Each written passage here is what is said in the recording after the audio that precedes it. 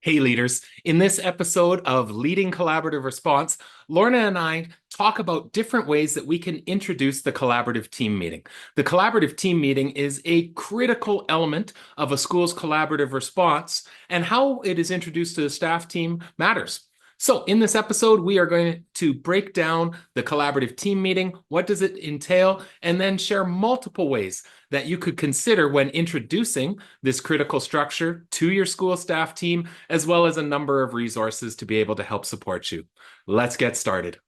Are you a leader who is navigating the nuances of leading collaborative response in your school or district?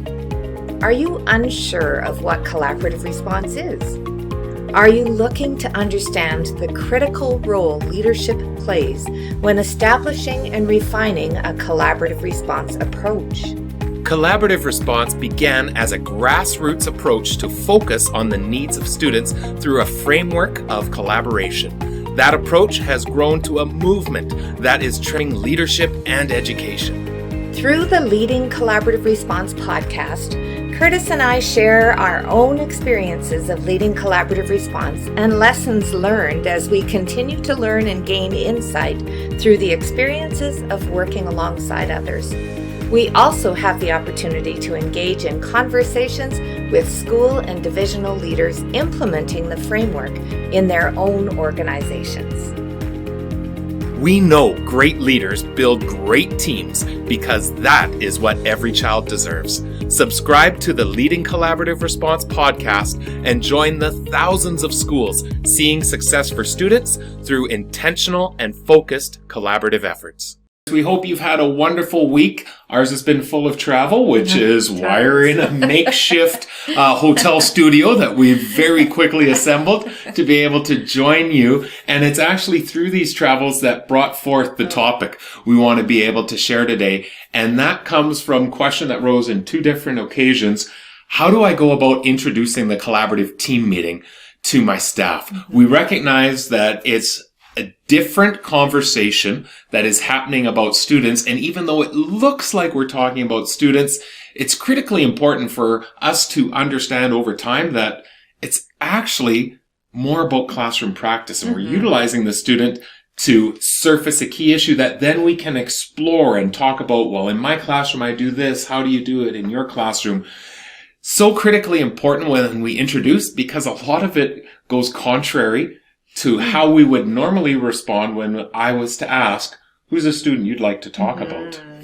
Yeah, and our typical way of bringing forward a student is that we bring all of the issues and concerns and their history and their family. What I've done as well, my practice that I've put in place that has or hasn't been working. And so when teachers come into a collaborative team meeting, that's really what they're expecting to engage in, because we're going to talk about students. But it truly is different. So really sharing that clear purpose with your staff around, for a collaborative team meeting, yes, we're bringing forward a student and a key issue that they might be experiencing at this time, but actually, we are focusing on classroom practice. So what are all of the things that we could do to be able to support that particular key issue?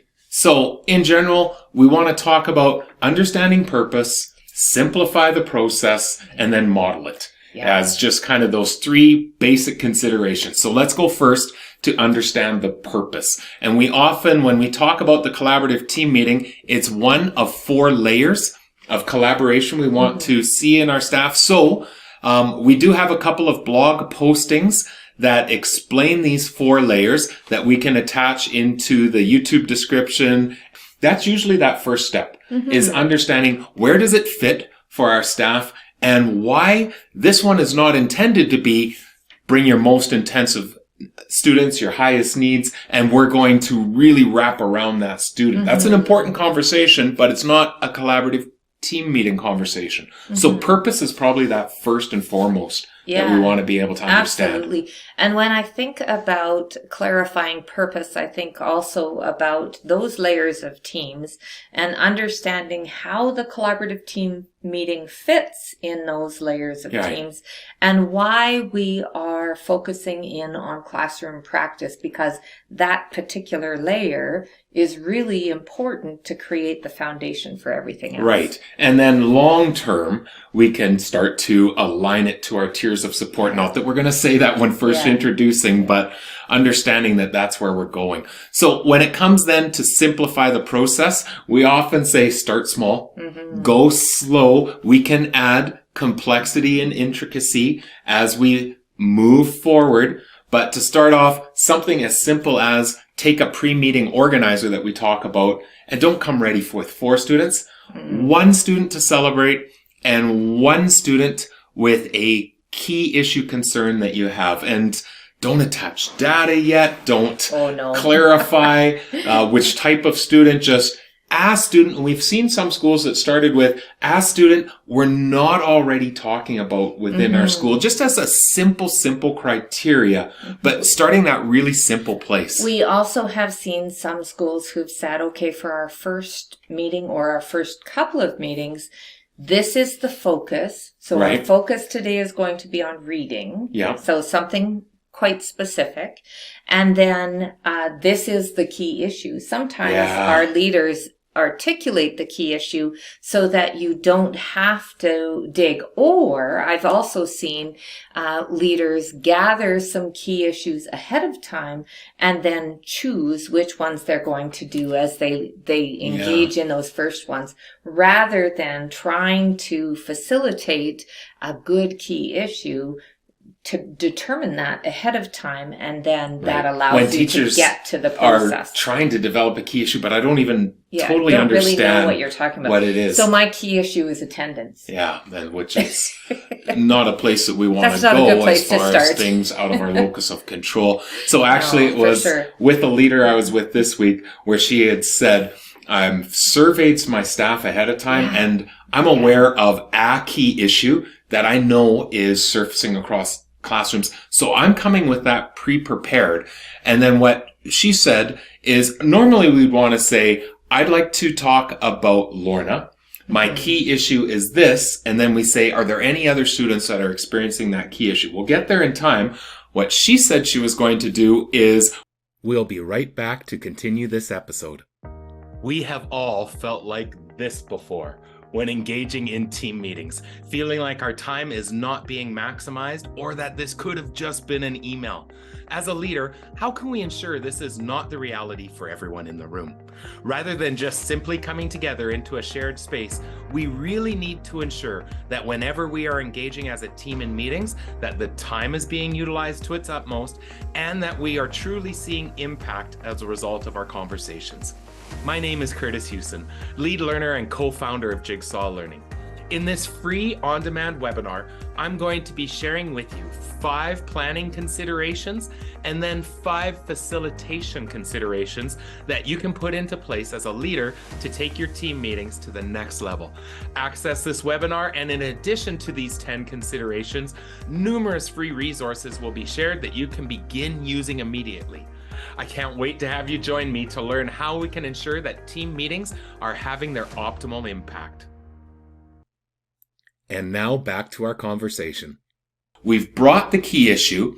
Everyone think about your class and on a post-it note, write down a name of a student. We're not going to share it out, but I want you to have one in mind for when we come to assigning action later. And I think this is so important to understand. We always want to keep it connected to a student. Absolutely. But she was trying to mitigate if we go around and I say, I'd like to talk about Fatima, and let me tell you how this student relates to the key issue. Didn't even want to open that area yet. For people to understand key issue, student in mind, but don't share it out yet. Put it on a post-it note in front, because then we're going to brainstorm what could we do. And then we will go around and say, so Lorna, for the student that you have on your post-it note, what's one thing you're going to try? And again, just learning that process without opening the space of going into the student's story. Let me tell you what I know, what I've tried, which again is how we traditionally and even naturally go about bringing up students. Along that same lines too, is that After you get used to the process, then typically our key issue, like working through one key issue, takes about 10 minutes. So not the first time though. No, not the first time. But that's what I'm saying.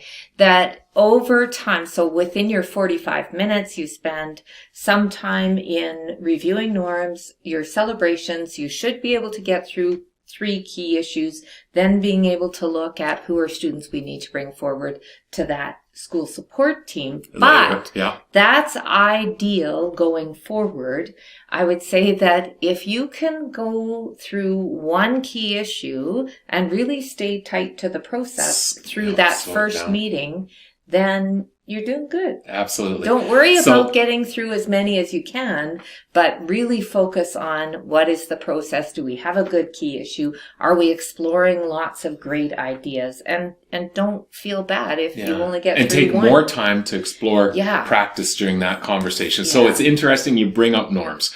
You and I, and if anyone's ever engaged in workshops with us or followed closely, you know we are huge subscribers to the idea of norms, but don't worry about them when you first start your collaborative team meeting would be our message. It's important for people to have an opportunity to experience that conversation first, and then for us to say, all right, moving forward, what are some things we should put in place that we all agree to do in order to ensure this meeting is successful? We can co-create the norms after the first, second, maybe even third collaborative team meeting, but don't worry about having them in place right when we first start. The other thing that often happens and is a great way for us to simplify things is, we've got a number of blogs out there that talk about the roles and talk about, here's a role that you might want to use. And the cheerleader, the interrupter, all of these different things we've seen schools implement over time. Actually, when you are starting, we would advocate that there are 3 roles that are critical in moving your meeting forward. And they are the facilitator, the record keeper or the notes taker, and your timekeeper. And if you start with only those 3 roles, then you are doing well. And that's all you need to begin with. Over time, you might add in other roles, or you might even come up with a few of your own that you think it would be appropriate for your team. Yeah, but then you're introducing roles as required by the team, by the conversations to help take the conversations to a deeper level, not we're going to start and here's 7 roles because we have 7 people in the meeting, for instance. So that simplifying the process is an important thing to think about, and especially as you begin being thoughtful about where your school is at, what is the culture of your building, and what is their readiness as they engage in change. So just being really thoughtful that simplifying is okay. And so we'll also include in the YouTube description a planning organizer that we use. Think of it like a lesson plan template for a collaborative team meeting, but again, simplify it. Break it down, be very, very simple, which I think then leads to the third thing we'd say is model. Model the process. And we've seen a few different ways that this is done. The first one, and probably the easiest, is we will include in some sample collaborative team meetings and an observation organizer. We have many schools that watch a clip and then talk about what did you notice? What was a little bit different before? Let's go and try one now on our own. So we see that one as kind of a ready-made almost activity that we can do with staff to help them start to understand, it is a little bit different. This is kind of different than how we've normally talked about our students. Well, and that's pretty simple to lead, is just sharing a video with your staff, and just basically debriefing afterward. What are some things that you notice that we maybe don't already engage in our team? What are some things that really stand out to you? Like, fairly simple to what are some things debrief that stood out for this thing that would make it a meeting that's different, a collaborative team meeting. Yeah, for sure. So, another one is a mock meeting. And we have lots and lots of schools who love to be able to engage in the mock meeting. And that's being able to either choose a few staff members, if you're a bigger school, and actually conduct that like a fishbowl at the front of, in front of everyone else. Well, you've got lots of observers, and then you've got a small team who are playing with that idea of how do we move through those structures and processes within a collaborative team meeting. So really conducting that mock meeting and then having that debrief afterwards. And I think we see that lots of times, especially when schools have a lead team that are learning the processes, where there might be 3, 4, 5 people as part of that team, and then they plan and go back and lead it for their staff of what that can look like. And then when it comes to that leading idea, we know the long-term aspiration is that we can reach a place where leaders are, of course, involved, but not necessarily having to always be the facilitator. And again, it depends on each school, each context, each leader.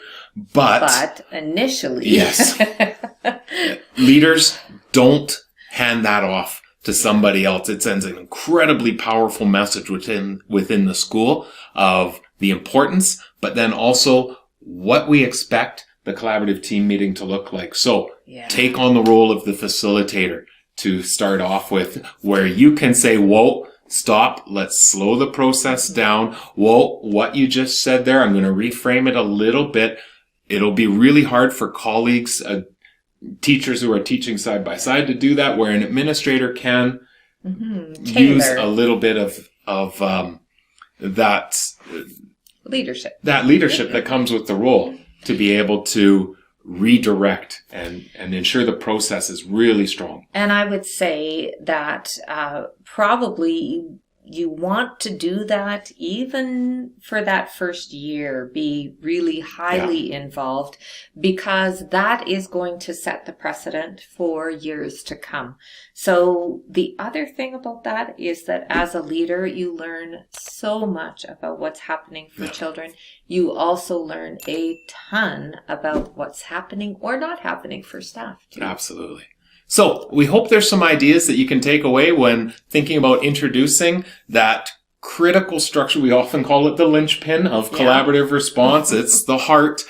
And we'll ensure that we've included some further resources. We'd also love to hear if there's other ideas of ways schools have introduced the collaborative team meeting structure. As always, reach out if there's questions that you may have, or if you're looking for resources. And we wish you all the best moving forward. Take care. Join us again to continue to build your own capacity and leading collaborative response in your context.